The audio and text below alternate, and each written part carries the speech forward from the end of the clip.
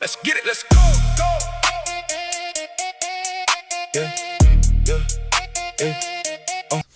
Well, hello again, everybody.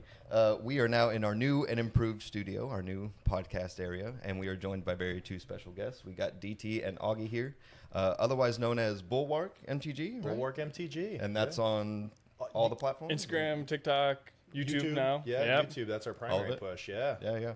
Well, we appreciate y'all coming down here and taking the time to do this. You've been to Texas before? Yes. Me just passing through more than anything. Okay. You have more of a history here with Texas. Yeah, a bunch of my sisters went to school down here, so I've had a lot of Texas barbecue over the years. Oh, the yeah, barbecue. it's good stuff. You guys know how to do it. Austin and yeah. Texas or Kansas barbecue? I was stationed in Kansas for a while and No? Texas. Come on. Yeah? Okay. Yeah. Okay. Because We'll people respect say that. like same thing about St. Louis. You know, the St. Yeah. Louis ribs and stuff. It's not good. I'm a big burnt ends guy out of Kansas. Oh, so that's I my will say favorite, that. burnt Yeah, ends for that's sure, yeah. That's a whole thing. See, Yeah. I feel like I'm a little bit not too much of a Texan living here my whole life. I've never had burn-ins.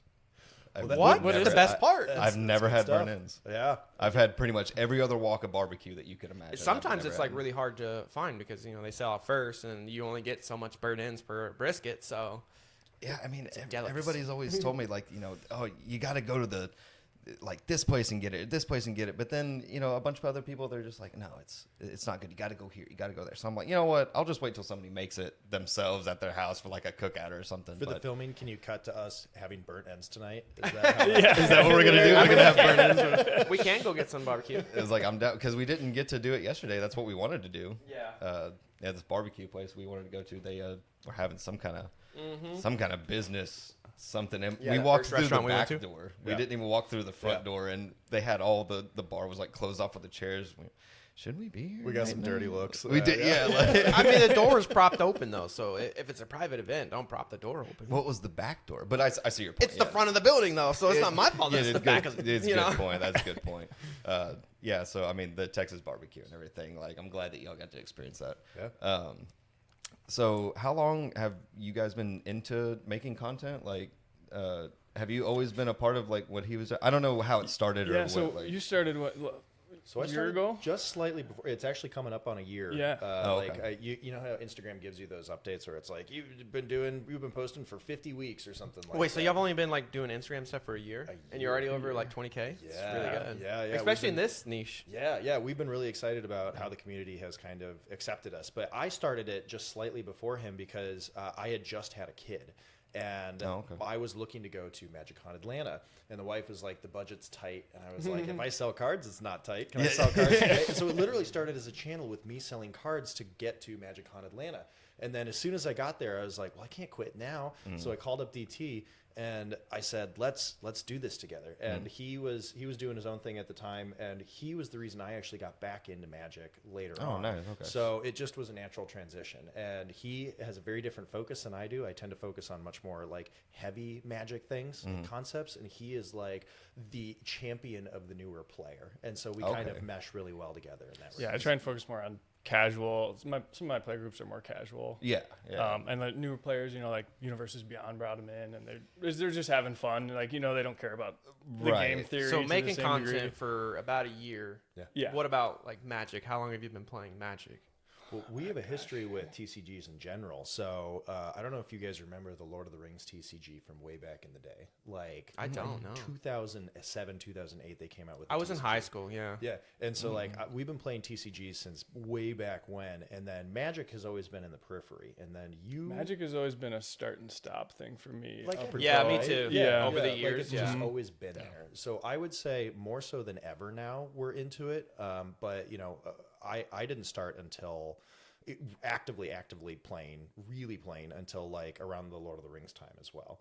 I So like think- 3 I years think- ago. Yeah, like 3 years Okay, ago. 2, but 3 it's- years ago. Yeah. I know a lot of people that when they got back, It into was- Magic, it was around Lord of the Rings. They're like, "What do you mean, Lord Dare of the I Rings is say coming the to-" best set ever made? Yeah, Even though it is Lord of the Rings, it's not Magic, but it's up there. But at least it Top kind of 3. fits with It does, you know the lore, yeah. magic and stuff because you got dragons and you got people Yeah. kill each other with swords, It's and high orcs fantasy. shooting people. And, Yeah. I don't know. Yeah. Kind of makes sense. Yeah. So you've been playing longer. I think actually I have been playing longer because I think I first started playing Arena in like 2018 18, or maybe it was there was like a campaign thing that they put out. Well, yesterday he said he got you into Magic. Yeah, no, so he Hobby- lied. He got me back in. So I think okay. I played a long time ago. But yeah, he got me into serious Magic where you're actually, no playing other for trading card keeps. games, just mainly Magic. Apart from those old ones like the old Netrunner and the Lord of the Rings TCG. Oh, Netrunner. I haven't heard that in a long time. Yeah. Star Realms. Do you remember Star Realms? Do you remember That was- Wax? That Kickstarter? There's been so many. Oh, there was a Kickstarter that was like I think it was kind of a Magic spin-off. Oh, was it? And they did really well. I was into that for a while. I think it was called Wax or Hex. TCG? Hex sounds familiar. Yeah. Or Hex Clash, something like that. I think they went out of business like 3 or 4 years ago. Oh, okay. Yeah, It was but like, that was fun. sorry. That was a good Like, time. That's fun to a play, topic, like starting a new TCG. That is hard. Like, have you done seen was it Neuroscape? Yeah. That new one looks really cool, but it is so hard to get a TCG to stick when you've got Magic and Lorcana and Pokemon. It's a saturated space. It is And there's Yeah. we get hit up on TikTok and Instagram all the time for these new TCGs. Yeah. And somebody will reach out to us and say something, and then you look like a month later and the page is gone. Yeah. Like it just in and out, 10-minute adventure type thing. I mean, I guess it's kind of when it either hits or it doesn't. Yeah. I mean, you have to get traction really quick. It just seems like none of them will hit though. Everyone's so focused on these, big 3 or 4. It's like they have no time for these other ones. Well, wasn't it PAX last year that they did? Well, we was were it in the tabletop section, so we got to see all the, the new TCGs and stuff. Riftbound was that their? Well, Riftbound, they was that launched last it. year? It was like their pre-release launch or whatever. Yeah. We got the special edition RE card there. Do y'all ever play? We didn't get to League do of it though Legends or because we anything? were Like running a booth. More of a Dota guy, but Dota. Okay, I'm more of a Smite dude myself. So Okay, it's like, I mean, yeah. pick your MOBA. Actually, we have a professional Dota player that's going to be coming to be on because he plays Magic too. He's like traveling to like China and like all these places. Oh, fun! Yeah. He's going to be coming. professional Dota player. Yeah. I never did get to play Dota. I was a League of Legends kid, so. Same until I got really toxic, and then I had to be like. Well, it I was gotta be always done. toxic. Oh yeah. So we used to take it like very seriously. Like we wanted to, make a team and go to tournaments and stuff. And so when you take it really seriously, that's when it gets toxic. Yeah. But when you're just like, okay, I'm not that good. I suck. I'm just gonna play for fun. Then it doesn't matter. I mean, are there certain characters? I played the phone version of it. Like, I think that's a lot of fun. But are there like No, toxic? the phone version sucks. Well, I mean, I don't have my laptop right now. No, broken, it's comically toxic. Like people are just like, I hope you get cancer. No, like, yeah, I it's mean, so funny. I mean, are there certain characters that like if they get picked, you're like, Oh, absolutely. No, I mean, Well, yeah, but for most of those type of things, it's like if you're doing what is it, center lane with whatever like, mage. Yeah, Usually. yeah. It gets really But toxic. it's always so talk about power creep. Magic. Every game deals with it. Like League of Legends, every time a new character comes out, it's absolutely ridiculous. they're usually OP. crazy. overtuned. Yeah. And then everyone picks them, and then if you're playing draft or whatever, then you just ban the new characters. It's like it's stupid how powerful they make the new characters. You gotta It's the sell same those with skins, Smite, though. yeah. Like that's how I they sell those guess. skins out the bat. Yeah. I guess. Actually, we're working with an artist right now that has done a bunch of skins for League of Legends. Yeah. Oh, Yeah. really? That's cool. I didn't even know that. Are they That's gonna dope, do? Are yeah. you gonna like update the walls and like have their stuff on here eventually, or these? Is this how it's gonna be from here on out in the studio? Probably. Just Okay. because these are so expensive. It's Yeah. like I would have to take it down just to buy another one and put it And up. they are that's not nice. a lot of They're fun. not to really put up. interchangeable. I mean, I guess they could if we save the the backs that they the other came part off of it, on. yeah. Yeah. But they are quite some fun to put up. Let me tell We've you. gotten pretty good at it. We came up with a system after Because we like did the other building, 6 now of we've them. done this Like, you building. You guys have done We've quite got a few. game stores reaching out to us like, hey, come and do our walls. And No. You guys have done quite a few videos of putting them up. Yeah. And I keep on like seeing more videos. I'm like, how many walls do these guys have? Well, it'd like, be, what is it? I guess it'd be 8. 4 in there, 4 in here. But then if you include the other building, that was yeah. another 4 on each of those. 9 Yeah. in this building. Yeah. And And trust me, over there was way worse. The first time we started Oh putting my them up. gosh. Oh my God. I can't even do they imagine. like misalign or? yeah, you gotta line them because it's like three or 4 pieces per wall, and you have to line them up perfectly, and it's just Wallpaper tips with Realm Guard. yeah. I'll tell you what. Hey, if you, we got off topic. I'll tell you what, if you peel off the back, make sure that it doesn't stick to Well, itself. I 'cause don't know it if you've does- seen. I don't know if you've seen over here. So we got a process where we like peel just a little bit, and then we cut that part off, and then we just stick it up top, and then peel the rest. Yeah. So the wave one over here, I did it opposite. So I cut the vinyl instead of cutting the back off, so you can see like a cut line over here. It's really funny. You should have seen him too. He I was- cut. I was he turned looked over. around. He's like, "That sounds different." Yeah, I did. I turned. I was like, "What's wrong?" And he kind of looked at it and he goes, we're gonna have to come at this a different angle. That was a fun You day. instantly knew I cut the wrong thing too, because it has a different sound. Yeah, I think I did kind of stop. Just You did. wait a second. Like, that didn't sound right. So usually it's me messing up. So favorite colors, favorite commanders playing Magic? Like, Yeah. I've been playing. Do you mostly play Commander? Like, Yeah, I mostly play Commander. I have a soft spot for Sealed, just Okay. because. For what, Sealed? I like deck building a lot. Man, so you're really excited for the draft. Then. I'm very excited for the draft. I think Demir right now is my favorite, but He was saying yesterday that you're going to be the target. I think so. I've watched the you play politicking games. begins way before the game. he's just trying to get That's the why he target. got here early. That's my Yeah, that favorite is why part. you got I here literally early. changed the flight just so I could be friends He with you guys works. first. So He I works could- in the airline industry. He delayed your flight so he could get here early. Hey, He I is won't- start sneaky. I won't let politicking. him get to me. Okay, I see what he's doing here. He's gonna take all the And light off of him. if you pay attention, you'll see it during a game too. Oh, He'll make these little tiny comments like, "Oh, DT, what's that card over there do?" and just try and like draw attention to somebody It's else. good. He's it's sneaky. good table sense. We all got to work together, right? It's common knowledge. It's on Yeah. the board. We need to know what it does. that is very fair. So you said Demir. So you Yeah, like blue, Demir. black, I've got a yeah. Golbez Blue, deck black is so that I'm good. really Okay, loving right yeah. now. Probably my two favorite colors. Not really together, but like individually my two favorite colors. No. It can get a little toxic. I try and be conscious about how I build it, so it's still fun for everybody else. It's funny because So you're not like a blue player then. he didn't. You used play to be. blue. I like playing blue, but I'm not like a. You're not, I don't want anyone else I'ma to do steal anything. your stuff, yeah. It's like a don't mess with my stuff kind of thing. That's how Oh, I that's play the same blue. way. Yeah. I remember he called me one day, and after he had found Golbez and he built the deck, and he goes, "Oh, I really like blue now. Oh, I like it so much." Sadly, it's the most powerful color in Magic. Yeah, Yeah. because Me on he's that. you've been what, a Mardu player for a long time, Yeah. and like you were Mardu's like, cool. "Oh, I Mardu's understand fun. it Yeah, now." No, I definitely, Mardu, that is black, red, white. I don't. That might not be the right yeah. combination. yeah, or but not, it's it's the right those three, combination, yeah. but the order, I don't know.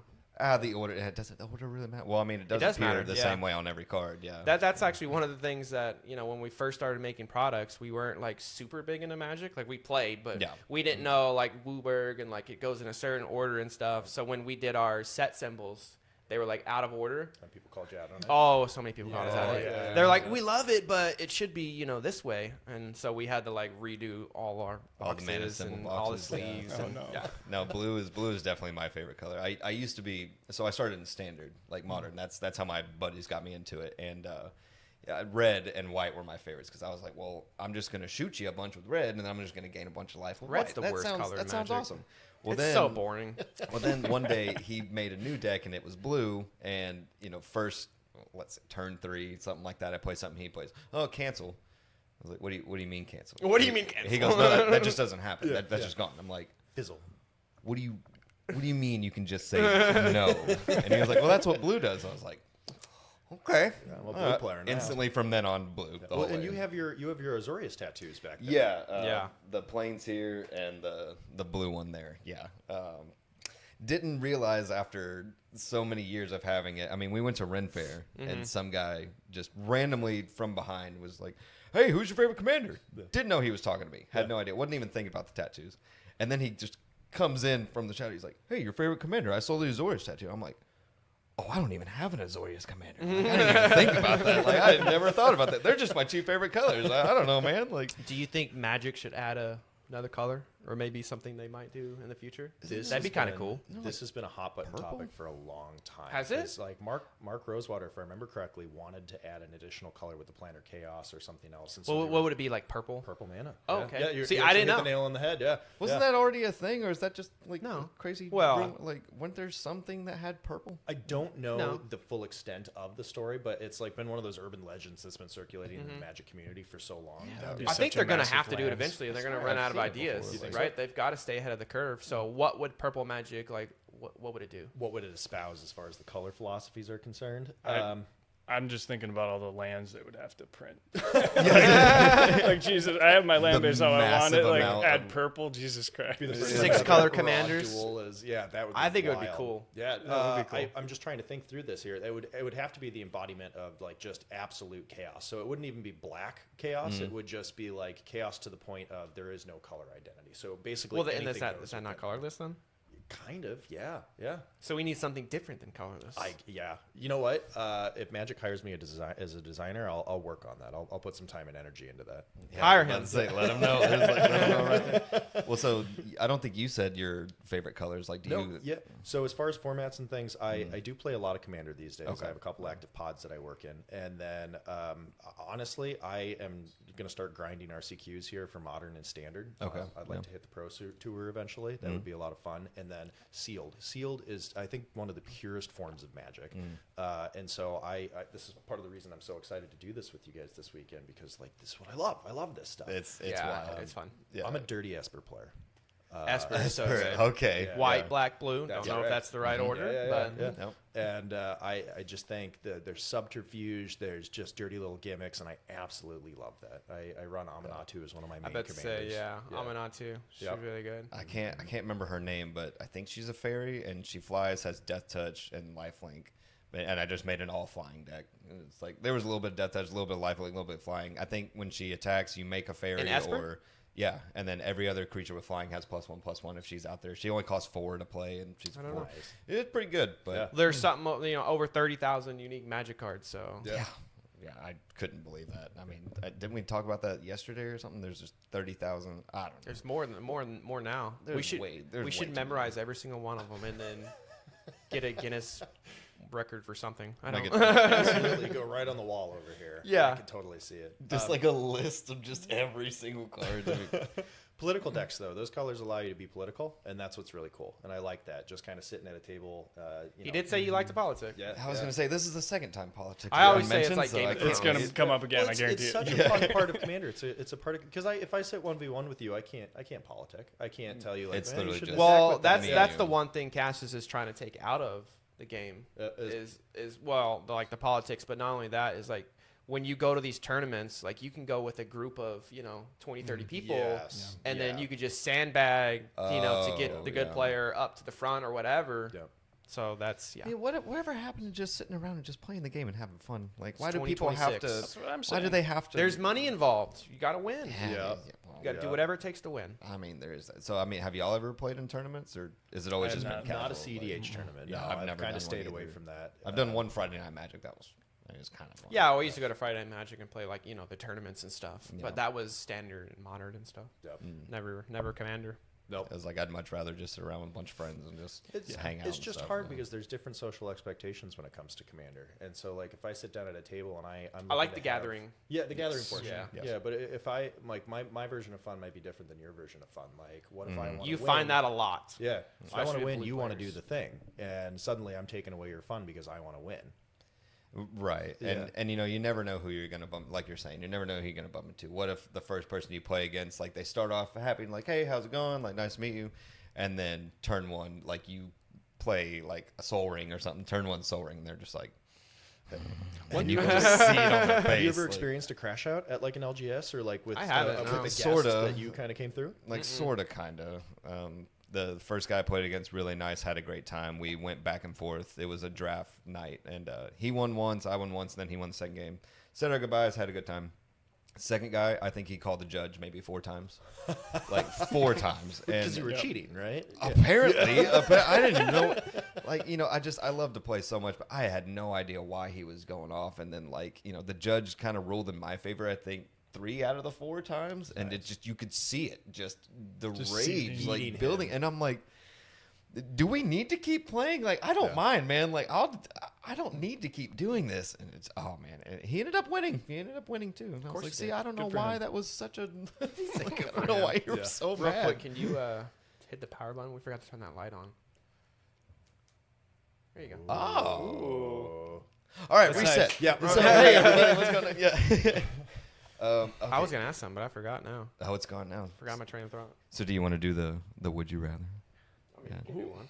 Yeah, because I want to see. you I wanna see. rather? So I love this is fun. We still need to set up Although people have been the doing tally. Squirrel one a lot. Yeah, I've well, seen that's a lot of videos of that one. Well, that's still my favorite. I love it. So, Yeah. would you rather fight 100 squirrel tokens, or one in real life. in real life, or one 10/10 Eldrazi? I had a pet squirrel growing up. Oh, so he's Those not claws picking are sharp. Squibbles. And there's 100 of them. I'd still take the squirrels. I think I'd. Come on. I'm still the only person who says the Eldrazi. I think I'm covering my eyes and I'm just rolling along the ground, trying to smush as many of them as I can. Because you're standing and you're a small guy. You're not small. You're tall, but you don't weigh a lot. I can do you're couple not bounces. We've heard like, well, that's the first time we've heard rolling on the ground. We've heard, make nunchucks out of them. You tie their tails together and just start wailing on the other ones. Like, was it you who you just grab one and snap a neck and throw it? And well, you got 2 hands and you got 2 feet. So if you're stomping like this and you manage to get your hand around their neck with 2 of them, you shake really hard and they snaps their necks and then they're done. And then you move on to the next 2 and the next 2. But you're probably not going to make it out anyway. They're fast. They're fast. Yeah, they're fast. Can I be a pessimist and say I'm probably not making it out of either of these scenarios? Well, of course no, you're probably not. And then I would take the squirrels just because we are but dust in the wind to the Eldrazi. They are the penultimate beast. So you're taking on an Eldrazi? So I'm one of those He's weird the only people one. that's like, I always think about if I'm gonna die and what if this kills me and what if that kills me. Yeah. If I'm gonna go, Yeah. I'd rather be stomped. Boom, I'm dead. I don't want to die by 100 squirrels. That does not seem fun. No, because it's I'm taking the painful Eldrazi. death. Oh, Yeah. So you're just giving up from the start. Unless we add, what was it Joff who was like, okay, well, what if you get to fight with the Eldrazi, you get to pick your favorite planeswalker. That would have been a different take. With the take squirrels, on it. you get to have a bat or something like that. Oh yeah, it's like you get a weapon with pick? the squirrels, but if you fight the Eldrazi, you get a planeswalker. Shout out Joff Zombie. Yeah. He also asked. He was like, so the that was squirrels like a have second death touch? rendition. Do they have death touch or something? We were like, well, they might have reach, but not death touch. But yeah, it was like, what did you say too? It's like, well, if I can get into a mech warrior thing, I'll fight the Eldrazi, shoot rockets at it or something. I want to ask, like Joff kind of had his take on it. I have a take for you. So would you rather face down the Eldrazi or the Phyrexian invasion? Would you rather be pulled in with the glistening oil, or would you rather be abstruse appropriation, or whatever they call it for the Eldrazi? I'm still taking the Eldrazi. You're still taking the Eldrazi? Them Phyrexian creatures are creepy. I was gonna say, I don't know how it would die. They might just I don't know. Yeah, I think I'm going Eldrazi with that one because I think Phyrexia was the first set that I really started buying my own packs, and there was it was a blue one, Phyrexian and Jester. Okay. You sacrifice a creature when you play it, and then that creature just gets +X/+X, whatever that one was. And it's this monstrous 6-legged giant teeth things. I don't want to fight that. They're weird. They're creepy. Yeah. Can I say this? Can I say what you do in real life? Go for it. Is that a thing you're okay with? I don't know where you're going, but go for it. He likes Phyrexia because I'll never forget, when I had a molar kite. You remember that card molar kite? There's a ton of teeth everywhere in Phyrexian stuff. Yeah. Dennis He collects teeth. Yeah. He's magic got cards. all foil original versions. He's like, man, those are good looking molars. I'd love to get in there. If you want to, talk about what you do outside of Magic, what do y'all do? You can. If it's okay, not I'm just gonna strictly abstain from content? that. Yeah, you're good. Yeah, I'm a dentist. I work in a farm town, and I don't know A farm town. that, yeah. What do you mean a farm town? it's like a small rural community. Oh, and, okay. Yeah. I'm What's the pulling population, do teeth you know? and doing fillings. It's like 20,000. So it's kind of a little hub area. Yeah, that's pretty small. I mean, 20,000 is a lot of people, but that's still pretty small for a city. Yeah, And it's pretty small. Minnesota, right? That's where you're. Minnesota. And then you're Denver, or no, north of Denver. Yeah, north of Denver. Okay, yeah. I always dentist, man. I don't that know is if I a could crazy occupation. do it. I'd love to do this in an office, What do you mean? do a themed office. Yeah. Maybe I don't think you would could just lean have as that hard roller into card Magic, on the wall? but I think you could add some flair. There's a guy I know that does. He has a rock and roll office, and a lot of people have themed offices. That Yeah. do pretty So well. the dentist that I go to, even though I have messed up teeth, I still go to the dentist. It's all, so every office has a different, one's Hollywood and one's, it's different cities around the country. Yeah, So or even that's how they different have rooms theirs. can have different themes. You Yeah, could have that's a how it is. Yeah. Magic room. Well, you said you We'll would see. love to do this to your office. We're not coming down. We're not, yeah. We're I'll not call for you hire. for tips. No. I'll call you for tips. No. I don't think I could do all that. That would be. So you went to school forever and everything to do this. Went to school forever, and then dentist schedule. So How did you pick that? You knew as a kid, I want to fix teeth. Actually, so I went and shadowed orthopedic surgery, and I don't know if you've ever been in a hospital setting or seen like a hip replacement. Well, the wife is a doctor, but no, I have not. Yeah, okay, so I was sitting there, you know, just out of college, face shield, all scrubbed in, like trying to stay out of the way, and they're hammering on this guy's hip joint, and I'm just like standing there in shock, like, oh my gosh, this is crazy. He's all filleted open, and they're like suctioning blood out, and the lady misses with the suction, and the doc hammers, and blood just all over the room. I'm like splattered on my face shield, and I was sitting there thinking I wanted to go to med school, and I'm like, I don't think I want to do this. All right, the squeamish turn away now. It's good that you had that experience early and not and I was like, let's find something with a little finesse, huh?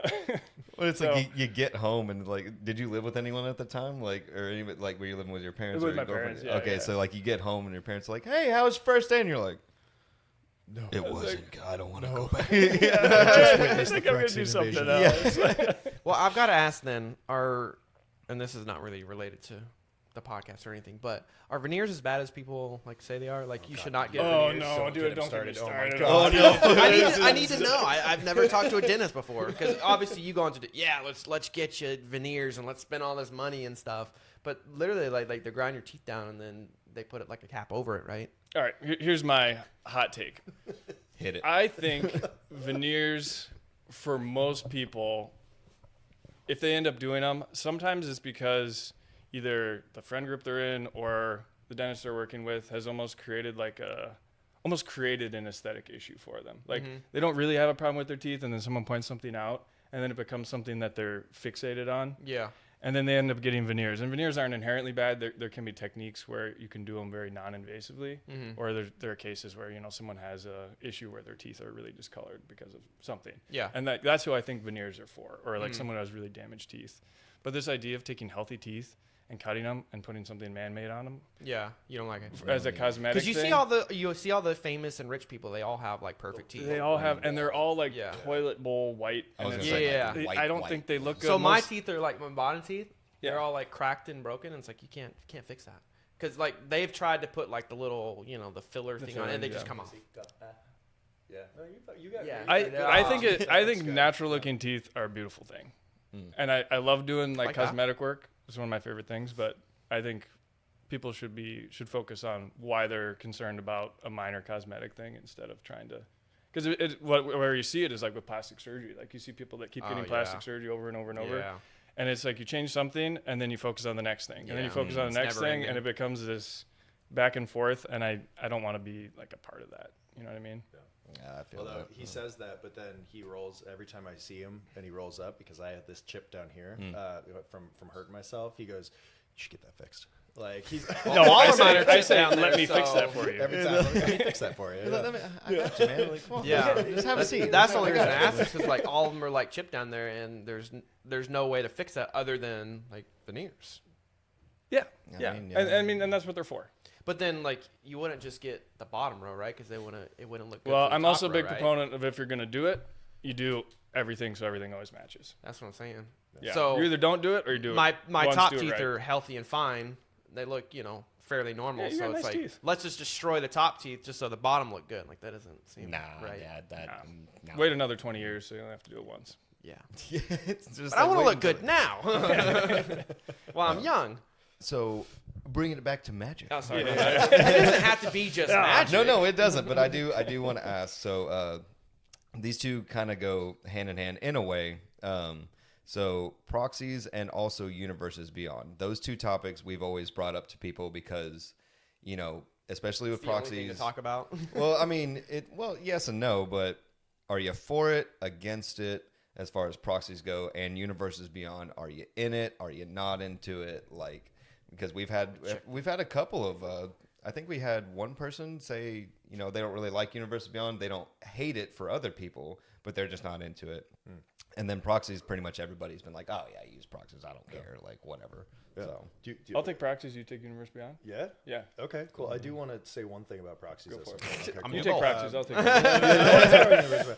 So I think the beautiful thing about a game like Magic is that can be something for everyone, and it doesn't have to all be about me. And because people spend so much time and energy playing this game, they look through it at the lens of, how it affects me. And so if there's something that they inherently don't like in the game, aka Universes Beyond or proxies or something like that, they go, oh, I hate this. And then they really want to make it known because they have such an identity investment in the game.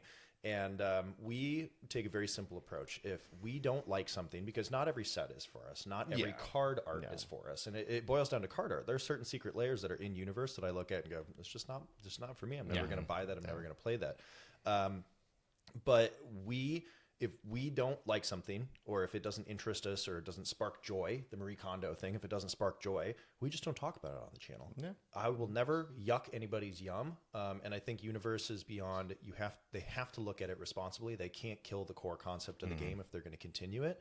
But that's on them. That's on the designers, and that's on Mark Rosewater and the team. And I genuinely hope they look at this and they go, Magic still has its own unique identity, because it can't lose its identity to somebody else's IP. Well, it's starting to do that. It's starting to. And we're becoming Fortnite. Yeah, and I hope that with this lore push, they have that show or that movie coming out that they're going to be doing. Magic is. Oh, I do remember that. Yeah, I do remember seeing that. I really hope that generates interest in the in-universe stuff. I really hope people look at that and go, man, we're so excited about in-universe stuff that we don't necessarily need to have some of these outside. Well, didn't they say next year more than half the sets are going to be UB? Yeah. And it's kind of sad. Power Rangers, give me Power Rangers, give me. He doesn't care about anything other than Power Rangers. No. So the show that's coming out, I am excited because I really don't know anything about the lore. Like, as far as Magic goes, for as long as I've been playing, I've never dove into it, never really wanted to. I just like playing the game. So then you can't have an opinion on the matter. Because you don't know the lore, you don't care about the lore, so you can't say Universes Beyond is bad. Hey, Jason, Johnny are my favorite planeswalkers. Don't know anything about them, but like. And here's You're the other not thing nerd enough about Universes Beyond and Universes Within. The game has changed so much over its tenure, right? Initially, there was no lore. It, like in alpha and unlimited and beta, it really wasn't for quite a while. And then at some point, you got Aladdin with Arabian Nights, and you got like Theros and the Greek gods and things like that, where they basically just stole lore from somebody. They stole it from something else. And so it's like, okay, Magic developed its identity a little bit later on, and that's cool. And now there's other options for other people. And maybe if we continue to grow Universes Within and Universes Beyond, there's going to be more formats. Like they have that Planar Chaos format, or not Planar Chaos? Planar Chaos. Are you familiar with that? It's a card, isn't it? Well, what is the format called? Hold on. I don't know. Planar Standard. That's what it is. Planar Standard. So they have this Planar Standard format where it's only Universes Within, and it's a entirely fan-run format. I think I've heard that before. Yeah, you can't use any Universes Beyond. You have to use Universes Beyond. And I haven't played it, so I can't speak to if it's good or not. But I just know that there's a strong fan push in certain areas where it's like, this is a format that we want, and that's how Magic operates, right? Yeah. So we'll see. Well, and the thing, too, it's like some people would want their friends to get into Magic, but they're just like, I don't know, man. It's just not for me. And then they see Lord of the Rings, and they're like, well, what do you mean Lord of the Rings is in? Yeah. Okay, that makes me want to get into it. So that part's cool, but It got us back into it. Oh, yeah, that's what we were saying earlier. Yeah, so we don't really have a stick to wave, unfortunately, when it comes to this. No. I love it all. Most of it, like, the new Star Trek set that's coming out. Yeah, I know kind of indifferent. You have a soft spot in your heart for that, but me, I could care less. I'm not going to, hate on it. I think the cards are ugly, the signatures are whack, but I say this full well knowing. If you want to buy it and you love it, that's awesome, dude. I say this full well knowing we're always attempting to be, industry plants, right? Like we're always looking at WotC being like, hey, will you send us some product and we'll be ambassadors for you? That's just how content creators are. But like, I was really excited about it, and I got to be honest, it didn't spark joy. I didn't get that feeling when I saw the Star Trek stuff. It doesn't feel like Magic. It doesn't feel like Magic. Yeah, but I've seen a lot of big creators like, before it's like, oh, you can't talk anything negative about any set coming out or Wizard of the Coast, but now like all these big creators, they're speaking out against this Star Trek stuff, like Shieldred being, Spock or whoever it is. I don't know. Benedict Cumberbatch was the actor's name. So he's on the Shieldred now. I mean, these people are sponsored by Wizard of the Coast, and they're like, no, we don't like this. Yeah. And which I think is a good thing. Like, if you don't like something, you need to voice it. Otherwise, it's not gonna change. I will say this, coming from the business world, WotC, Hasbro, they got to make their bottom dollar, man. They have a responsibility to their shareholders, and they will do whatever, regardless of what we want. Do you invest in? I am invested. You've got some stock. Yeah, I got some stock in Hasbro. He's got some stocks. Yeah. I think they've done pretty well, right? Yeah, they've done very well. Yeah. They re-released Beyblade. That was really cool. That Wait, made their stock shot Really? up. Yeah. Last I didn't hear about Christmas. Beyblade. They own Beyblade? They own Beyblade. I didn't know that because Yeah. I've been seeing a lot of like videos of like tournaments and stuff of like Beyblade Sounded out. coming back. Beyblade Secret Lair when? No. That's where I'll draw the Make a line. little I'll be like, card. all Where's right. the line? I Little don't think there artifacts. is a line. All artifacts. It's like every Maybe card is you just crew a the different Beyblades, top and like stuff like that that. doesn't make any sense. I realized there was no line when they dropped the Furby Secret Lair. Furbies. No, I was well, like, they had they'll- My Little they'll- Ponies they'll do- way before that. Yeah, okay, yeah. There's no Same line. thing. They'll Yeah. do any. They'll do do literally anything. Yeah. I expect a Costco Secret Lair drop at some point. Dude, I There's got, going to I'll be a be Magic first the in line. Gathering Secret Lair drop. I got that dog in my deck. That would, you know that shirt that says "I got that dog in me." That Costco shirt. Have you seen that thing? Yeah. Yeah. I got that dog in my deck. That would be the card. Boom. See, it's like Nailed everyone it. There's wants your their ID own, right like, there. they'll hate on Star Trek and everything else, but then they want Power Rangers or like I would really love like a RuneScape set. So Yeah. you can't hate on the other ones if you want your own thing. Yes. And that's why we have to be kind of altruistic about it. We just got to say like, hey, some of it's not for me, but this other stuff's for me, and Yeah. I'm going to put that in my decks. Yeah. So, And going to pre-releases on some of these sets, it's like there's people that have just started playing that are super Yeah. excited, Yeah. and you see like the light in their eyes, and it's kind of like a fun, casual environment, which is how I imagine it probably was like way back in the day, Yeah. when like all this was first coming out. So I think there is some good, and like in my casual pod, they're really into superheroes. We went to They're so excited. we went to Session Zero Games for the Marvel pre-release. It's a Shout out. Oh, yeah. It's a store here, and so we made them a whole video and stuff. I hate Marvel. I do not care for superheroes. take. I was never into it, but we went and played the pre-release, and it was really fun. Yeah. Like, Yeah. What- It's just fun playing with like the other people's, even though I don't like the cards. But What's the line that I say when you pull them out of the pack? They still smell and taste like magic cards. at the end of Exactly. the day. Yeah. They might not look like Tastes it. like magic. I'll never He get puts over everything that. in his mouth. I'll never get over that. So the old Pokemon packs have a very distinct smell that just brings back so many memories. As soon as I open a pack, it's just like, oh, Yeah. I don't know what that smell is. I don't know how they achieved it, but Liquid crack or gaseous crack. or Yeah. whatever. I do need to call you out on something that you just said there. You Uh-oh. said you assume what it was like back in the day in LGSs. As a Like, guy, yeah. no, as a guy who spent time in the 90s in LGSs, there was nothing friendly or inviting. It was sweaty nerd shit. That's the Really? only way. Okay. it still is, but now it's more inclusive. It was Yeah. it was 8 gross guys in the back of a windowless room sweating for 6 hours at a time, and it was. I remember those days because I was like, "This is where I want to live. This is Oh, what no. I want to This is do." where I want to live. It's like take showers, you know. It's like, I don't know. If Yeah, it's that's up- a good I point. don't know That's if a it's good up there, correction. These but are my people. do you have like a dream LGS? A dream LGS? Yeah, like if you were to make your own LGS, what would it look like? Oh, absolutely. Okay, so and this is going to be interesting. I want alcohol and food at my LGS. A lot of people say that. Yeah, I want there to be a friendly environment, and I want the smell of fresh roast coffee beans to overpower the smell of BO. I would like.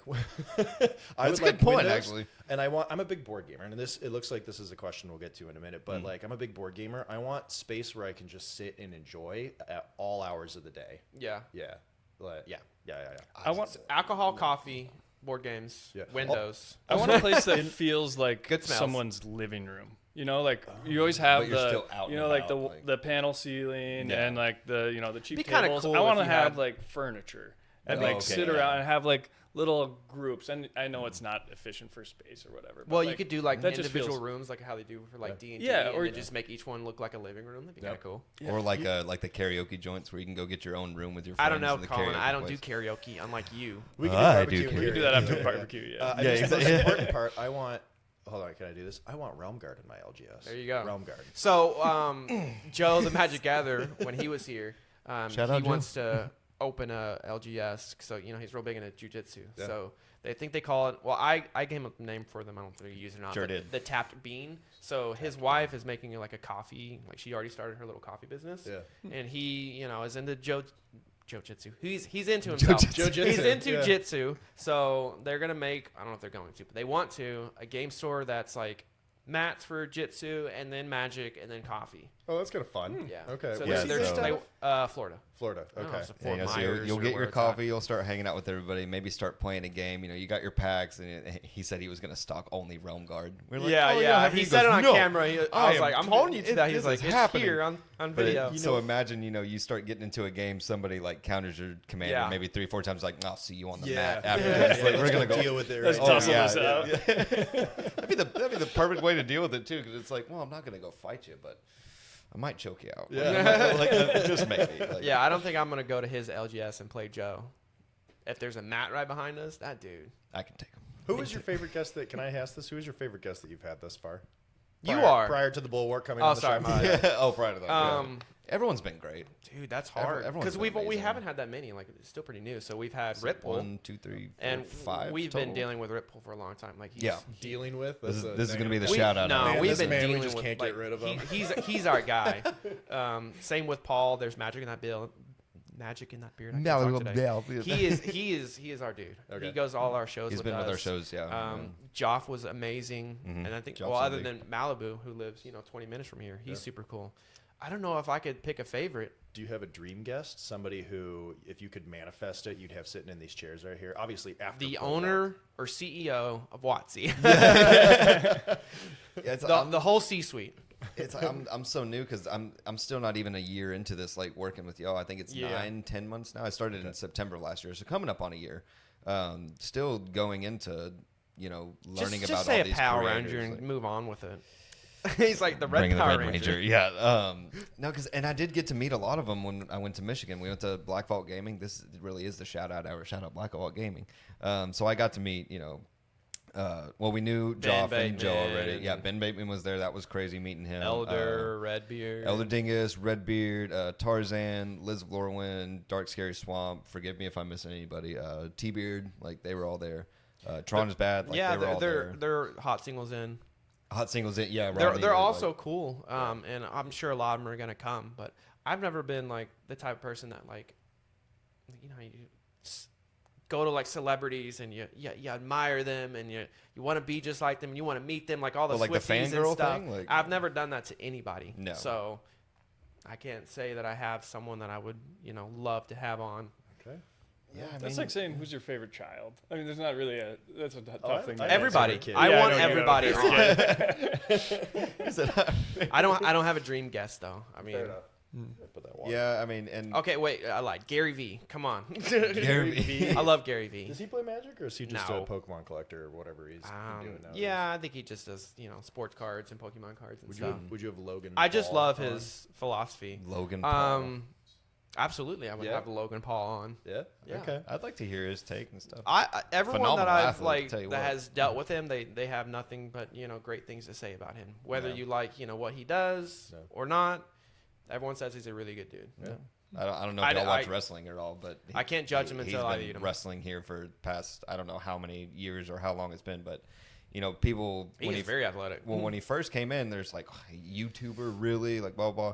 Not only did he put in the work, but like you said, he is phenomenal at it. Like he's good on the microphone, making jokes love about him or people hate and him. He stuff. is super talented is in this- many facets. he's Is this doing- real wrestling or is this like WWE? No, he's- Yeah, WWE. Yeah. Oh, WWE. What do you yes. mean real wrestling? Yeah, but say it's all fake all real wrestling. wrestling. It's all real, but it's all fake. What are you talking about? Scripted.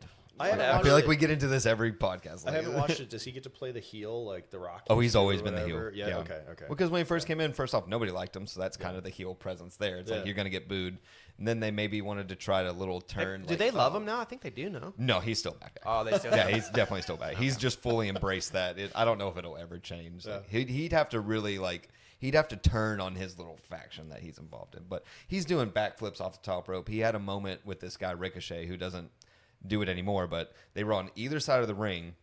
They're outside of the ring on the ropes, and they both jumped off at the same time, went completely opposite of each other, and nailed each other with their chest just in the middle of it. That's when I was sold. I was like, Athletic. okay, yeah. he can That's like he Cirque can du do Soleil this. type. Should It we? was nuts. Should we open a video like a hook with like that? Could we figure that out somehow? Can you?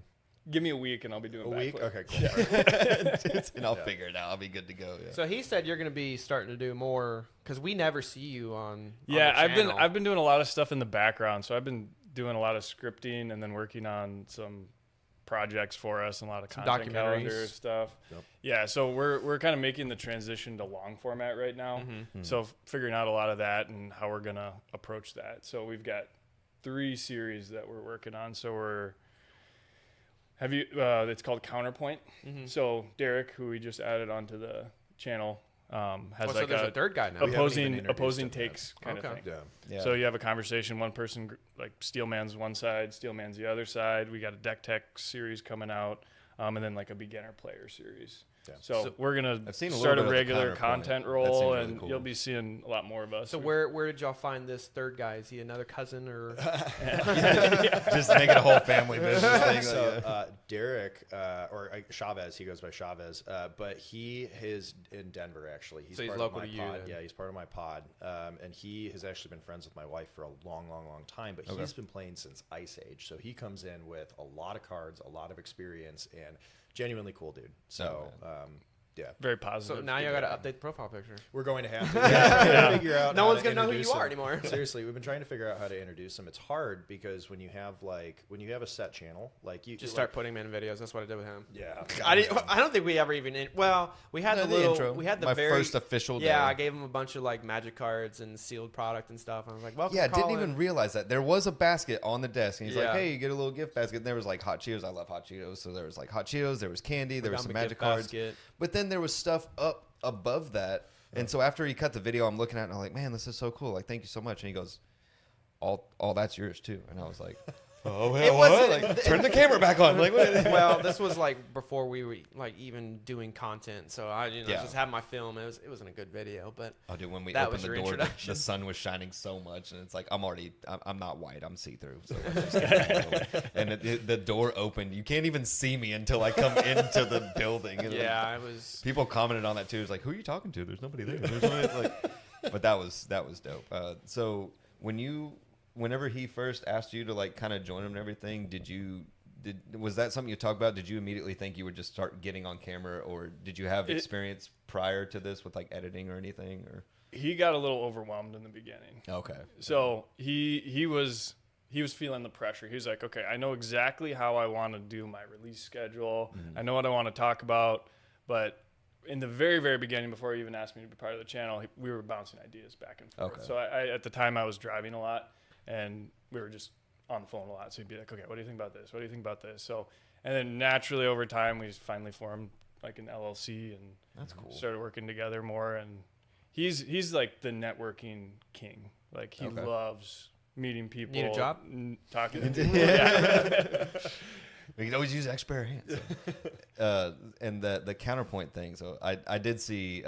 It was very cool. So we're cat people. Like I was a dog person my whole life growing up, and I still love dogs. But huh? Yeah, he's go on. Sorry, go on. Oh no, yeah, it was. His favorite planeswalker is a Johnny. I mean, come on. Next to Jace, yeah, but I don't know. Was that Chavez that you had on that clip where the cat jumped up? Yeah. Beautiful cat. Was that your cat? That's our mountain cat. That's Stout. He's Mountain cat? Yeah, he's a It's Russian big. mountain cat. I've never heard of a Russian mountain cat. He's a goofy cat. He's as he gets older, his eyes get farther apart. He's like a like lizard. Sid. Yeah, they're like drifting. Cat now. So he's looking. Is He's that like, one of them like exotic breeds or Supposedly yes. or designer breed? I think it's way- like an it's inbreed. huge. Even The on the way- video, I was like, "That's a big cat." But the way that the wife describes it, she's just like, somebody gave it to me. Oh, someone gave it. Okay. Yeah. Oh, Did wow. they get really big? Would you say he's a big cat? He's Any mostly idea how hair, much but he He's weighs? mostly hair. Yeah. He's a yeah. big 15 boy. pounds maybe. Oh yeah, he's 15, 16 pounds. Okay. Yeah. I mean, I showed you the video. You couldn't tell when he jumped up there. I Did don't he jump? remember. Yeah. When I looked at the video and he jumped up, I was like, oh, Yeah. look at that big boy. That's a Look at that cat. big, Yeah. What's funny is I think he actually lived because again my wife and Chavez know each other, but I think he lived with Chavez like before I had met my wife. So he's like 13 years old, and so as a kitten he knew Chavez, and okay. it's just kind of funny having them interact again. No, that was really cool. You've talked about it. You've thrown it around a couple times. It's like, we need an office cat. Yeah. I would love to get an office cat, but like the doors are constantly open and closing. You know, Amazon deliveries and all this stuff. Do your and cats travel well? Would you bring them in to hang out in the office at all? Or? I mean, our newest one, the ragdoll, she would, but she'd probably escape as well. Yeah. And then I don't want to like artist. leave him there. We'd have to take him home every day. Like I wouldn't want to just leave it there all night by itself. It'd be kind of That'd be kind of strange. I mean, it would be cool to have an office cat. I want an office cat. We just haven't figured out how to do it. Yeah. What if you put some shelves back here? Like, have you seen those cat things have on the that at our walls? house. And then you got a cat that like moves around while it would make Because at editing least an they have absolute something to nightmare. do. It would be in the background knocking over cameras. What does this do? Yeah.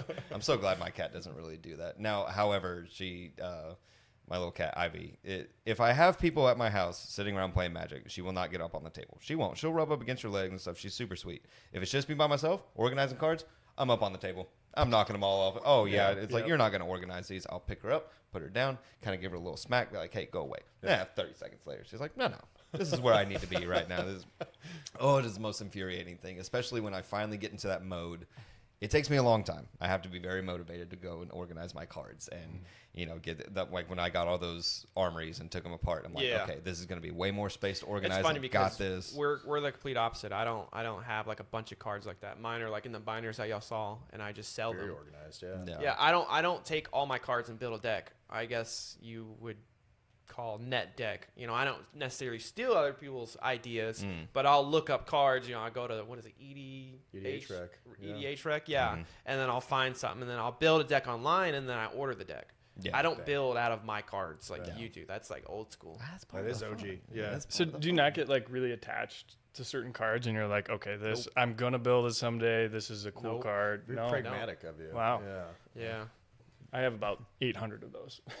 It's like this. I can't sell. It's definitely going to be something later. I just got to hold on to it. And then I'm one of those people that like I love throwing stuff away. Like I hate so much junk and clutter and stuff. And I guess it translates to Magic. It's like, I don't want just a bunch of cards sitting around that I'm not going to use or I might use.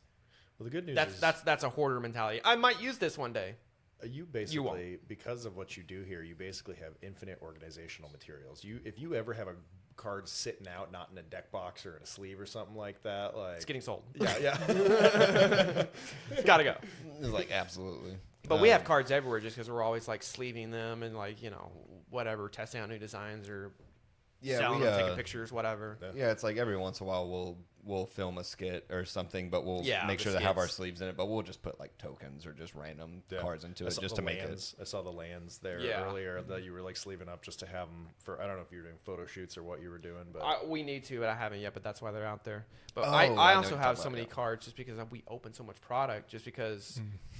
It's tax write-offs for us. Oh, is it? As you said, we are. It's promotional. It's advertising. We need to figure that out. So we buy, collector boxes, and then we just open them.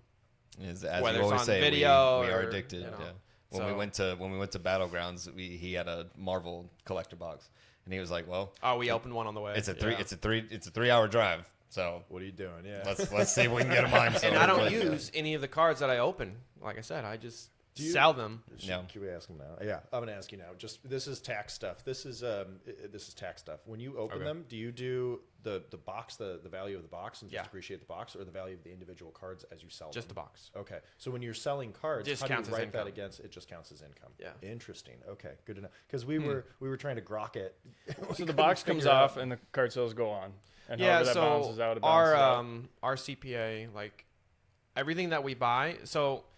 It would make more sense if, when we buy product, that's inventory. Yeah. Mm-hmm. They would be basically the same way for cars, but we don't do it that way. Yeah. Because if we buy a box and then we open it to sell it, that'd be inventory, and then you sell it for a profit, whatever. So we just have our CPA right off the boxes as promotional or advertising. Okay. So then TCG players is just an additional source of income. And so does it have to be? Oh, so you don't even have to categorize the individual cards that come out of the box and say, okay, that's interesting, because we were doing it that way, and that was overwhelming to say the least. No, yeah, because you got to keep them all separate. No, TCG player has the summary or the sales thing they'll give you. Oh, you made this much for this month. Okay, here you go, CPA. And then we were also trying to figure out, because does capital gains hit with boxes and stuff like that too? So do you have to keep? We don't sell them. You don't sell them. Well, okay, so do you don't have any capital gains at all for your stuff? Interesting. Okay. Like I said, it gets written off under a different category, advertising and promotional, because we open them. Yeah. It's for videos, stuff like that. Yeah, I asked an accountant, and they're like, what are you doing? They have no idea. And I can't tell you it's the right way to do it. That's just how we do it. Sure. No. I mean, it makes sense to me. Yeah. We're not buying a box and reselling it for, $1,000 once it goes up. No. Right. I mean, you're losing money on them. Basically, you lose money every time you open it and then sell the cards. So, yeah. What happens when you pull like a $30,000 card? And we have not done that yet. When you sell it privately, we haven't done that. Not through an LLC. Like obviously, you run a business, so you want to profit. You have a bottom line. You have employees that you have to work with, and so you have very different motivations. But what happens if you crack a box and you pull, let's say, a $10,000 card, and we could just sell this on Facebook and not claim the taxes. This is not tax evasion. They wouldn't know. But, yeah. Interesting. Okay. I mean, hypothetically, that might be classified as tax fraud. I'm about to say it could be fraud. Yeah. I have no idea, but they would literally never know that you got that card out of that box or whatever. But there'd be no way to know. We're not going to commit tax fraud, but just so you know. Yeah. If we were to, maybe that tomorrow. would be how we would do it. Hypothetically. Maybe tomorrow we can pull a $30,000 card. I was gonna say it's like we've never pulled a serialized before. Neither one of us had ever pulled a serialized. But that's the reason I write it off under promotional and advertising, because that'd be way too much to keep up with individual cards and prices. And I bought the box for this much, and then I sold the cards for this much. I can't keep up with that. You guys ever in your draft tomorrow, or have you ever pulled one of the Brothers War ones? That one's not open yet. That one's not open. Brother War has not been open yet. If I'm not mistaken, I think that's the best chance to pull serialized because they have all of those. No, it'd probably be the holiday box. The holiday box. I don't know how many. I have to look, but there's 6 or 7, like maybe even more different serialized cards that you can get out of that set. Oh, okay.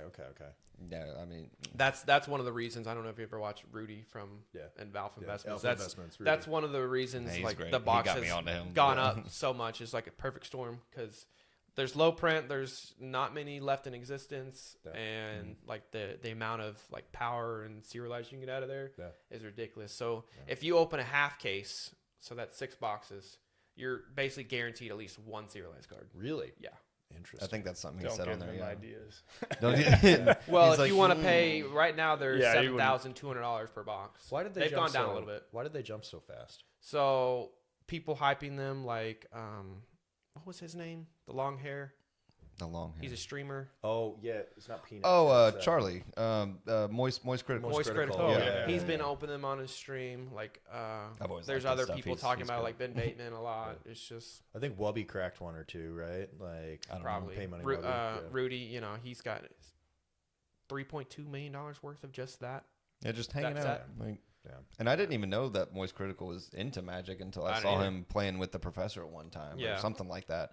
And I was like, but you're that guy. You're the streamer. You're the streamer, the YouTube guy who has the very he always wears just a white T-shirt and he has very kind of monotone voice. And I don't know why that got me into him so much, but I always thought Well, Rudy believes that and he's more right than he is wrong. And he is dead set on believing that they're going to be $25,000 to $50,000 in a few years. Seriously, it's like he's saying this is our generation's Michael Jordan Fleer, basically. It's the holy grail. We've had these discussions about whether or not we think Magic's in a bubble. Whether it's just going to keep going up and up or crash finally. Yeah, what makes it? I don't think it's in a bubble yet. No, you don't think so? Have you seen Pokemon? I've seen Pokemon. If you Pokemon is way more expensive than Magic and. It's still going up. Sets that came out 2 years ago, there's $2,000 chase cards. Yeah. It's crazy. Yeah. Wait, Pokemon? I don't know. I can't help but, I mean, where is the ceiling has to be somewhere on those cards. They printed a huge number of them. You would assume how long does the nostalgia last? If you think about, if you put it in terms of, market caps, it's very, very small. And I really believe, our generation, this is our form of investment. We don't want to look at stocks and stuff. No one cares about that. So that's why I think TCG is going up so much, because this is what we love. So this is what we're going to invest in. No, and I mean you're right. So if you think about a whole generation, what's the market cap of our generation? We have 0.1% of that in Magic and Pokemon or something like that. It can go up way more. And I mean Pokemon. I got in a discussion about this the other day, talking about how long do you think Pokemon could ever go for? And I'm like, well, look at it this way. You take just a normal and like Bulbasaur or Squirtle or something like that. So Squirtle, he's a water turtle, okay. Yeah. But the way that Pokemon's been going now, well, then you'll have a fire turtle, and then you'll have a ground turtle, and then you'll have an electric turtle, and then so it's like that one by itself can be all the different types. and now they have what, like over 700, 800,000, whatever it is. It could be the same for every last one of them. Like there could always be this one, but it's every other type. So that's a whole nother, like, I don't know, like 20 or however many types it has. It could go on for, I don't know, 50 years, 60 years. Well, it's definitely just like art. Like it's a alternative investment. Like you get to look at it and enjoy it, and it's not just a number on a screen, which is what the boomers like and used to do. It's not like that anymore. Are you a boomer? I don't know how old you are. We haven't asked. No, I'm 30 and 37. My birthday was yesterday.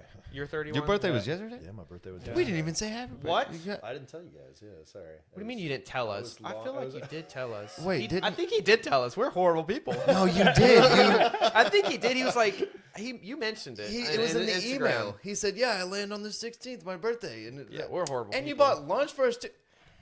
He bought lunch for us on his birthday. Actually, never mind. Cut that. No, we took him out to lunch. We took him out for his birthday. Oh, we gave him a collector box too. Like, oh, look at that. Like, yeah, we'll thank you tomorrow. Yeah. I was like, sorry about that. Happy late birthday. Yeah, so you're just now 37. Just now 37. Okay. Yeah, I think that. Well, puts we're me in 34. The upper end of the creator sphere though, because I think I'm like pushing. Freaking boomer. I don't. Yeah, right. I don't know too many creators that. I mean, how old is Joe? How old? Joe Jitsu? Oh, no, yeah, he's our age. Yeah, he's 34. Yeah. Okay. Well, Malibu would be the oldest. Yeah, he's almost like 40, right? something. Or is he already 40? I think he's 40 something. Malibu, how old are you? Yeah. Get him on the phone right now. I mean, if I call him, he would answer. He probably would answer. Yeah. But we're the demographic still, right? Like we're the people now with a little bit of money in our pockets. We're the sweet spot. I think we're pretty much the range of people that are so really getting into it lately. A millennial? Yeah. Okay. Yeah, I don't know what 89, yeah, I'm 89 is. 89 is, yeah. So that's where I'm at. Oh wait, so are you same age or a little bit younger? 31. He's 31. You're 31. Okay, Yeah. Gotcha. Yeah. So we run that gambit there a little bit. I think that's the sweet spot, and that's part of the reason I brought him on is because he's cuter than I am. So it's like y'all are both good-looking guys. I think y'all can do well. There, right? Yeah. You look at me, you're like, oh, stop. I'm not. I want to ask this question, but I have to read it. So. Are expensive cards good because they create aspiration or harmful because they gatekeep?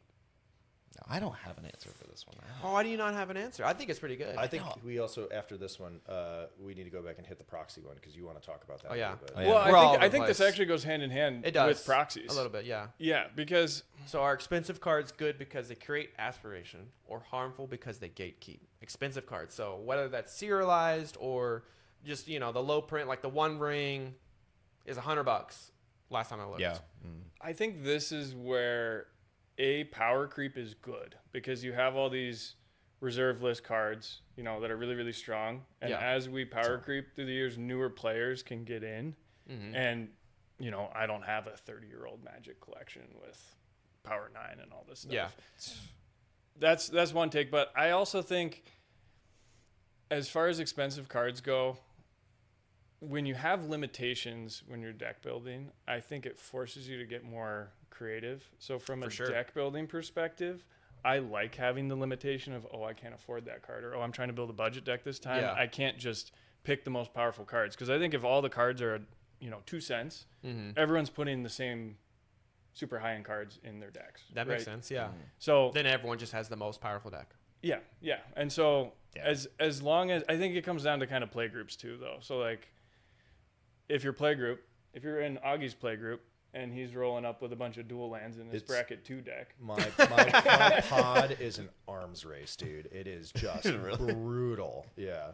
Arms race as in like no holds get the barred. Best cards or the dual lands or whatever. Yeah. It's we still try and have fun with our deck building. That's where you.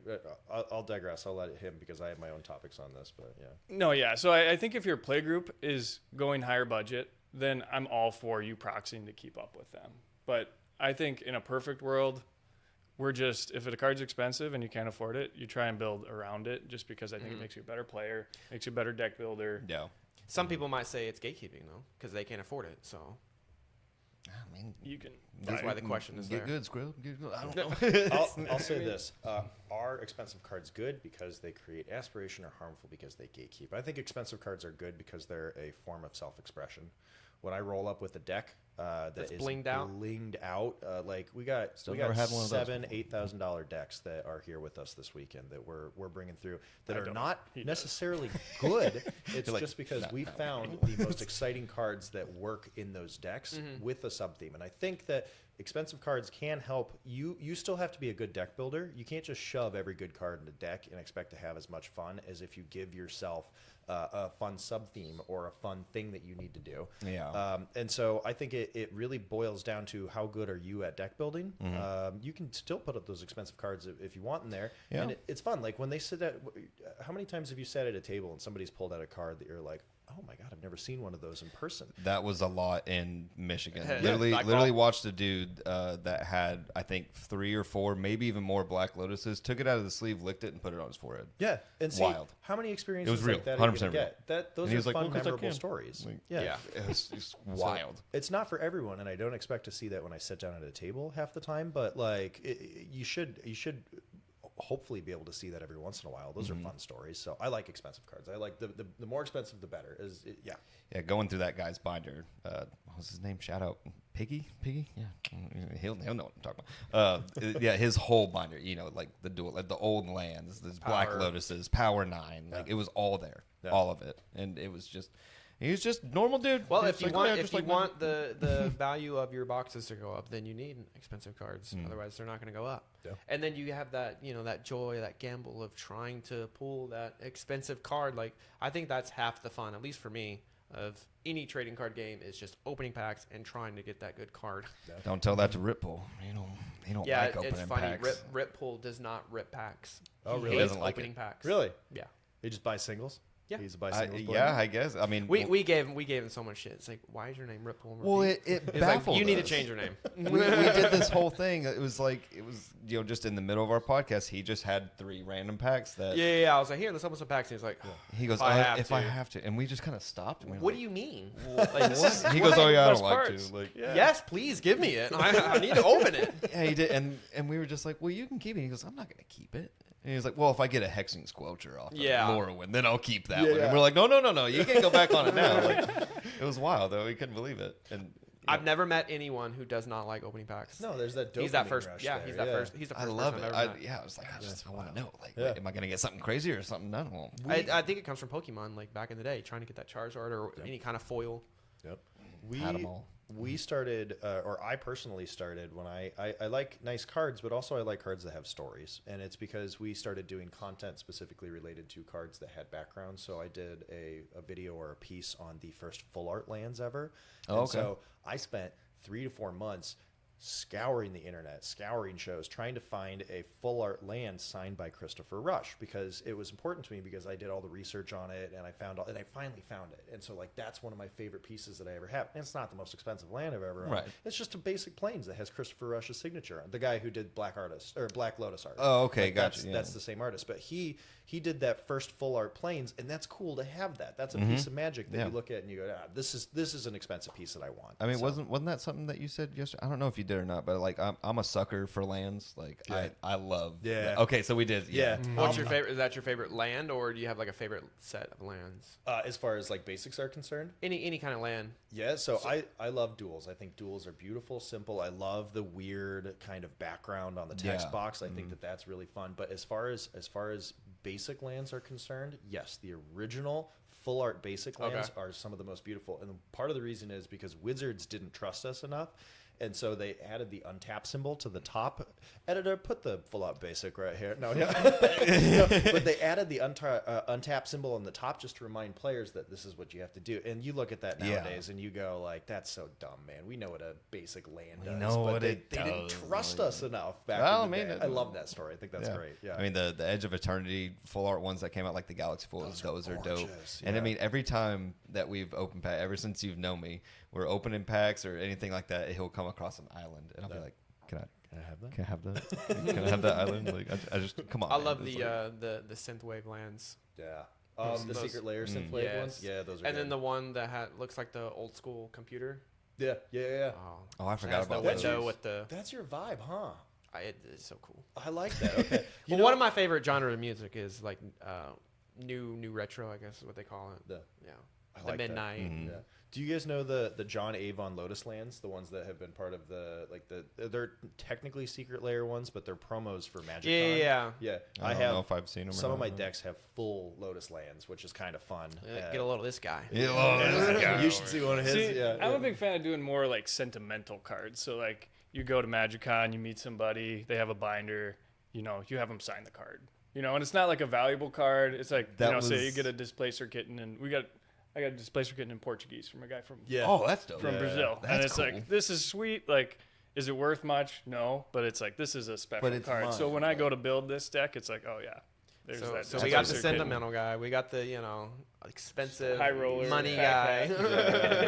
Yeah, I mean, and again, bringing it up again, Michigan, like all those content creators, they signed a bunch of stuff, and they signed like lands for me and stuff, because they were signing normal cards. I haven't even seen those. Huh? Did you just take them home or something?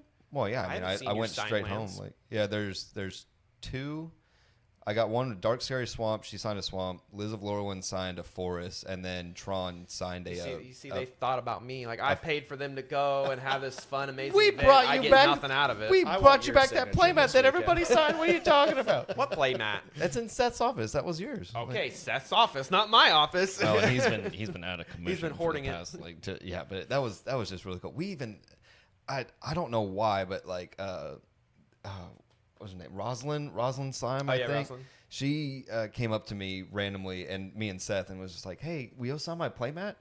Me and Seth looked at each other and looked back. We're like, "Oh no, we're not content creators. We're just here with the product." Yes, you are. She Get out of doesn't here know. with that. You're 100% Well, content creator. the reason we're not. we were We there, make content. Yeah, but we're not content creators. The reason we were there was just to help them with their 1-year anniversary. Their giveaway. We brought them a bunch of playmats, deck boxes, and like stuff like. Well, I don't know if we brought. Oh yeah, the battery bank deck boxes.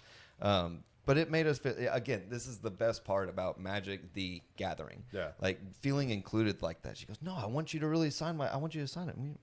Heck yeah, man. Like, oh, look at us. Like, Have you been practicing your signatures? Or you got good signatures? I mean, mine has never changed. If I throw you a few bucks, will you throw me a shadow signature? You know, like the artists do at the cons? How would I do that? I don't know. You got a gold pen underneath, and then you got a black one on top of it. Yeah, we got to try it. You better sign It's going to be horrible. with a shadow signature this weekend. I will try. Yeah, do you know what I really like as a sentimental keepsake, and you guys will love this as playmat sales? I tried this at Vegas, and I brought my mat, and then everyone I played that I enjoyed playing with, I had sign it. Yeah, you and then at the bottom, I wrote. You beat me. You don't get to sign. You kill my commander Everyone more I than beat 4 got to times. sign the mat, and then at the end, it's like completely covered in signatures, and it's not like creators. It's just like random people I had a good time playing with. That's cool. And then I write Las Vegas 2026. And that gets retired, and either gets hung on the wall or is my new desk like mat. that. Yeah. So then, like every time I go, I get something cool. It's a little sentimental. I like that. That is. We were planning on doing something similar for the Chaos draft. So we'll all sign, whether it's 1 or 2, however many mats, and then we're gonna give them away. We'll probably keep one, put the date on there, and then give the other one away. that'll be ours. Yeah. Cool. And it's like that's really cool. I kind of want to do that now. Yeah. We'll build a wall over the years. It's never too late to start. Just don't commit any, sexual crimes, and then you won't have to worry about your signature. Are we getting into that? Can I put on my drama hat? No. Hold on. Let's see. Your drama hat? Mine got all right. Wait, why don't I turn this around? Lock in, baby. Like, After that whole thing went down, like there was people putting out videos like, I have all these like really expensive or good cards or whatever with his signatures. Like, what do I do with this now? And I didn't even think about that, as that whole thing was going down until those people started putting out those videos. I'm like, I didn't even think about all the stuff that he signed. Yeah. I will say this because we are so far out on our production schedule. It takes us a week to script. It takes us a day and a half to film. It takes us a week to edit. And so by the time that drama comes and goes, like we've never had a chance to come. It was very quick. It was here and like gone 3 days, within 3 days, I think. Yeah. But and then it was just it's gone. Like it's going to happen in any industry whenever you give and this people isn't the first time that it's happened in this industry. Dude, our niche feels like it's so full of drama right now. It feels like people are looking for it, man. Oh yeah, you'll never get anything out of us. We're clean as a whistle. Yeah, we try and be. Yeah. We're not perfect, but we're not gonna do anything like that. I mean, what I've told everybody is like, I just want to make silly videos on the internet and then play Magic. Like, yeah, that's literally all I want to do. I don't want to play my game. game. Yeah, it's such a dumb statement, but just be a good person and don't. Well, you had to have been raised right, and a good person to be a good person. You can't just say be a good person. If you're not, then that's valid. That's like, very valid. We were give respect to get it, and you be nice to me, I'll be nice to you, and I don't know, let's sit around and play some cards, man. That's exactly how I will say. 100%. On a positive note, the community self-polices, and the community is really good about that to the point where the blowback from that whole thing was so ferocious. We're all slivers. We're a hive mind. Exactly. I genuinely think it made anybody who has those predilections or anybody who is kind of a deviant in that way, I genuinely hope they look at this and they go, this might not be the community for us. Well, they will, but people tend to forget really fast. Man. So the people it's gonna come out. If you're a bad person, it's gonna eventually come out. So one way or another, it'll be found. They'll go in hiding for a few weeks or a few months or whatever it is, and they'll come back and they come right back. Right back. Do you think if these individuals, because I don't think he's coming back. No, I don't think so either. No way. I mean, how would you even start? It'd be funny though. If, like he loses a ton of weight and like gets like plastic surgery and stuff. Like never grows out a beard anymore or nothing. Like completely different haircut. Like gets his freaking contacts, changes his eye color. Do you remember me calling you and be like, oh, it's going down. Dude. It's going down. It's like, what's happening? You're on the phone. You're like, this. Slow down. What? Just like swiping through stories, like, oh my god, what is happening? That was it was something. I mean, and I only met the guy for 15 seconds because going to MagicCon, that was next to PAX. That was the biggest event I've ever been to, and I know that y'all have been to a lot of events and stuff, and meeting so many people. That's how quick it was, all these interactions, because they're trying to get to their creation area or they're filming videos or anything. So it's just like, hey, I'm Collin, nice to meet you. Oh, yeah, and then gone. And like, well, unless like me, we had dinner with them and all the other creators. So and then LobbyCon, and then you went to the thing where the art exhibit with Cassius. And everything. I think he was there too. Because I think Cash invited all the big content creators. Well, he was one of the top 3. I mean, that boy had one of the biggest followings. So it was like 70 something, like 76K. Yeah, I mean, it made sense that he was pretty much everywhere. He was one of the golden boys there for a while. Yeah. Yep. That'd be really cool. And threw it all away. Yep. Crazy. And threw it all away. I mean, well, you live and you learn. I hope. I guess. Yeah. Well, I mean, for his sake. I mean, I've learned from my mistakes in the past. What would you do theoretically if one of your guests in the future has found out? Would you remove the episode entirely, like Bateman removed his episodes, or is it like the Cosby thing where it's like, I don't thoroughly like Cosby as a person, but I enjoy the Cosby like his show. Or like R. Kelly, it's like, I mean, I love his music. I don't like him when he did, but like, I think it depends on what it is. Like if you went away for like defrauding your company or something, tax fraud, millions it's and like millions and millions. Okay, you should have done that, but I don't think that inherently makes you like a really shitty person. Yeah. But if it was, if you did some stuff like he did, or even beyond that, then we probably would get rid of it. Or maybe like if it was you got really drunk and got in a really bad accident, like I don't know. Yeah, people make mistakes. Yeah. Obviously, you killed those people, and you're really shitty. And you wouldn't send them an email though. You're like, I would like those cards back, please. You don't get collector booster packs. Just FYI, we're it's gonna write off back. Like and for the future, don't ever contact us. Just stay away. Just stay away. So I think. What would be one of the other ones? If magic disappeared tomorrow, what part of it would you miss the most, and what would you do to fill its void? Cry. Because, like I said, you have your board games. I do. You love board games. I don't really play anything else other than like video games. And I don't even play video games anymore. So well, I don't play much anymore. Magic is really the only kind of. I have pre-ordered the new Halo and the new Fable, so. I would miss it as a creative outlet because I feel like deck building is a really big creative outlet for me. So you're kind of like our coworker Seth. He loves deck building. Like that's his favorite part. It's so fun, just theory crafting and like gold fishing. When your looking ideas at all start the popping cards. up in the middle of it too, you're like, wait a minute, what if I took it this way? And then you start laying out those cards. Yeah, or you're Scryfall searching and you find a card and you're like, oh, this. I just came up with a content idea that I think that might be pretty funny. When you just said fishing, we should play Go Fish, but with magic. Go fish, but with magic. I don't know how you would do it, but I think it would just be a funny little video you could make. You'd have to say. I mean, you could do it with just lands. Like you'd be like, hey, do you have any counter spells? It wouldn't have to be. It could be different arts, but you have any counter spells? I don't know. It's just let's workshop popped that. in my head. Okay, I like that. Yeah. No, but fill the void though. I don't know. Like I don't know what I would do. I mean, obviously, y'all have other hobbies and stuff outside of magic, but Yeah, I will admit this whole content creation thing has taken up a lot of my time. Like I used to do a lot of like Tron is bad. I used to do a lot of DIY stuff. Like so I basically took our house down to the studs and put it all back together. And like board games like you mentioned. So like I would have things to fill that space. I don't think I would get back into content creation if Magic went away. I'll be honest with you. I think I would just do it. You wouldn't do it for another type of. I would just do it for the personal joy of it. And you know what I would miss the most though, apart from the deck building, is the heuristics. So the idea of all of these cards and I have to make educated decisions against what's in your deck. And I know your archetype of deck and I know kind of what it does. And I can make assumptions based off that. And that's really fun. That's something that very few other board games or card games really hit hard on.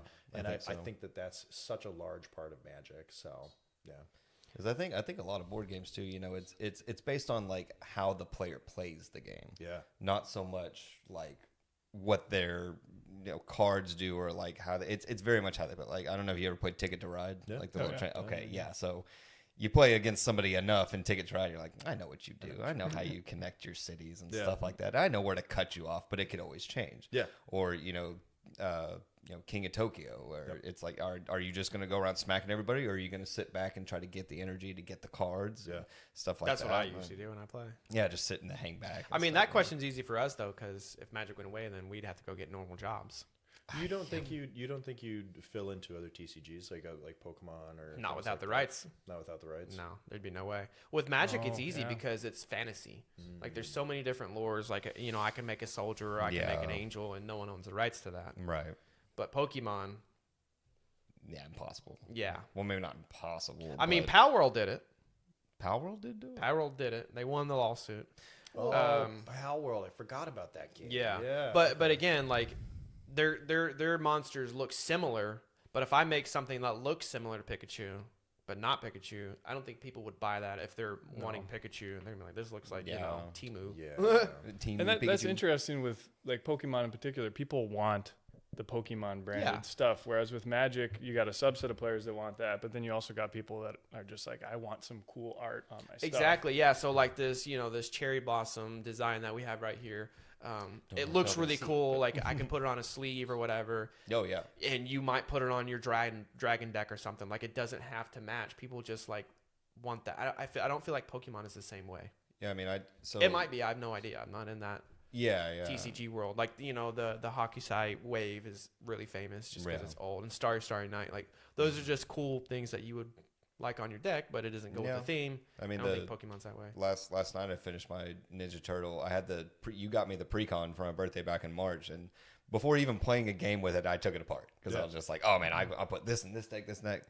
I heard how good it kind of was just by itself. And I was like, well, I want to put it back together, but take out some of the stuff and add in my own things. Anyway, we have our turtle sleeves, so immediately I'm like, well, they're going in that. And then it has 2 commanders, so those were our pizza lands. The commanders go in that. Nice. The other deck I made, it's mono white, life gain. Leonardo is the cutting edge, with life link, +1/+1, never gain life.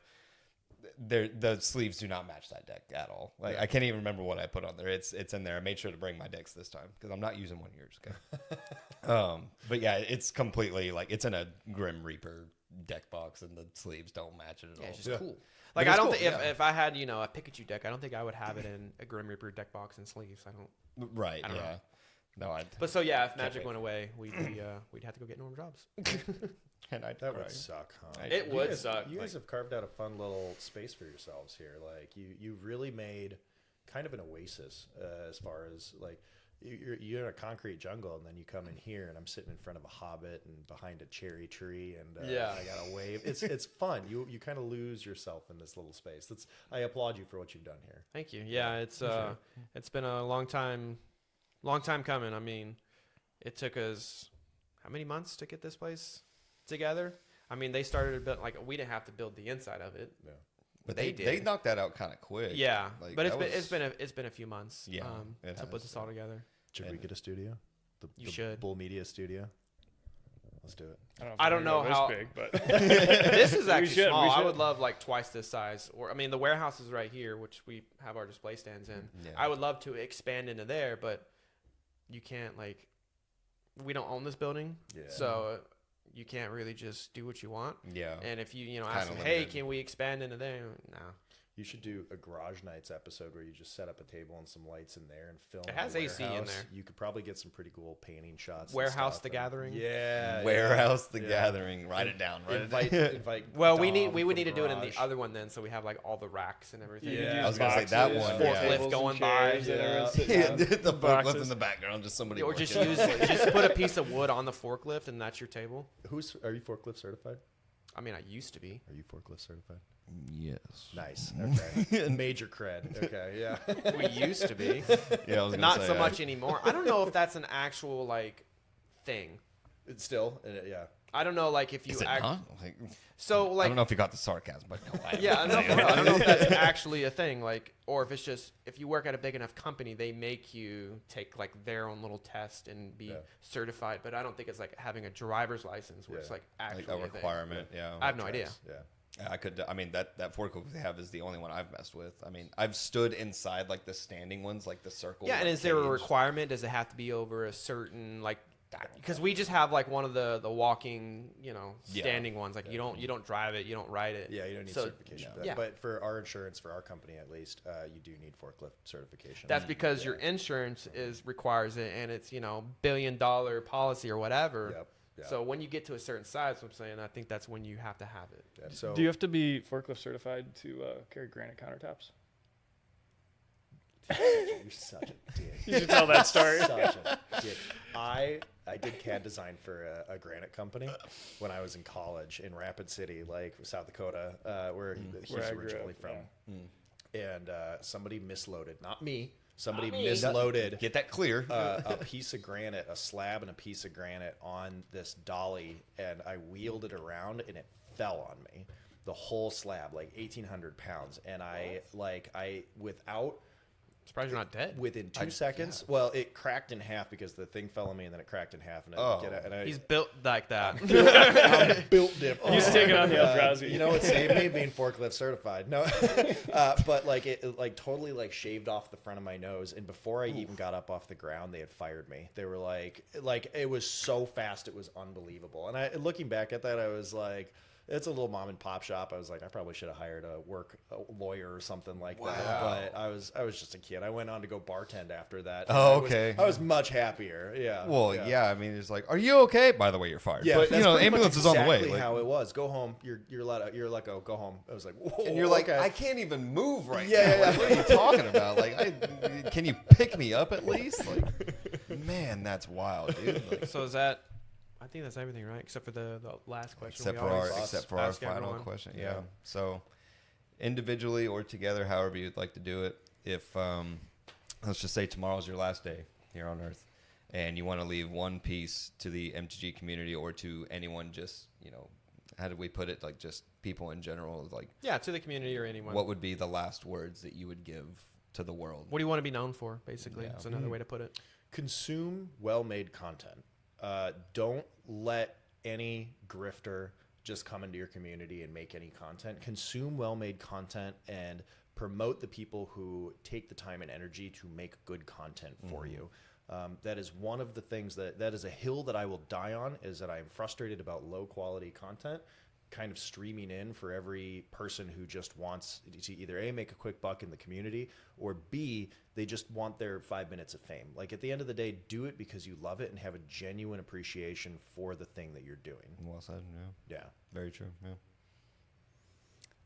I feel like we need to do a better job as a community of lifting up the people that are the really, really positive examples in the community of, just good vibes. They're positive to talk to, positive to play games with.